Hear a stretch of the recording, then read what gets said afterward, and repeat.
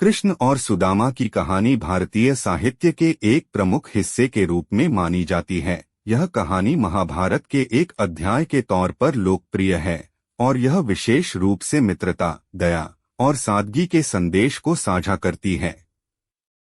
कृष्ण और सुदामा की मित्रता की कहानी है, जो वृंदावन में बचपन से मित्र थे। कृष्ण दिव्य और बलशाली थे, जबकि सुदामा गरीबी में रहते थे।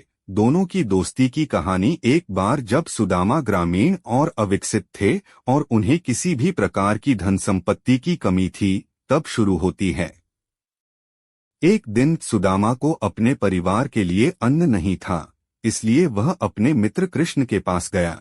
सुदामा के मित्रता और विशेषता को देखकर कृष्ण ने उन्हें आनंदित होकर स्वागत किया। उन्होंने सुदामा का भोजन किया और उन्हें अपने साथ खेला।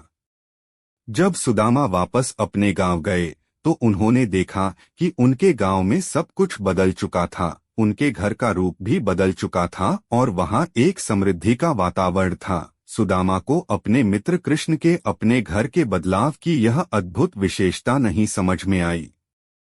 सुदामा ने कृष्ण के घर की सुख समृद्धि को देखकर उसकी निराशा का परिचय किया और उन्होंने अपने ग्राहकों के लिए अधिक पैसे कमाने का संकल्प किया।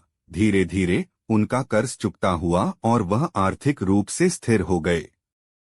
समय बीतते हुए उन्हें उनके दोस्त कृष्ण की याद आई, जिन्होंने उन्हें उनके अवसर पर मदद की थी। उन्होंने एक नन्हा सा भेजा और कृष्ण के दरवाजे पर खड़ा हो गया। कृष्ण ने उन्हें देखकर उनकी खुशी और आदर की भावना से उन्हें गले लगाया। सुदामा ने उस नन्हे से कहा कि वह उन्हें कुछ नहीं दे सकते हैं, लेकिन वह उन्हें अपने मित्रता की याद दिला सकते हैं।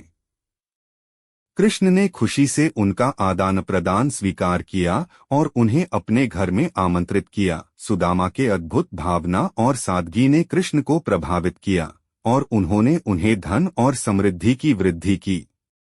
कृष्ण और सुदामा की कहानी हमें यह सिखाती है कि मित्रता, दया और सादगी की महत्वपूर्णता क्या है। धन की माया में नहीं, बल्कि आत्मीय संबंधों में सुख और समृद्धि मिलती है। यह कहानी हमें यह भी याद दिलाती है कि कर्म का फल हमें कभी निराश नहीं होना चाहिए, क्योंकि भगवान हमें हमेशा आशीर्वाद देते हैं।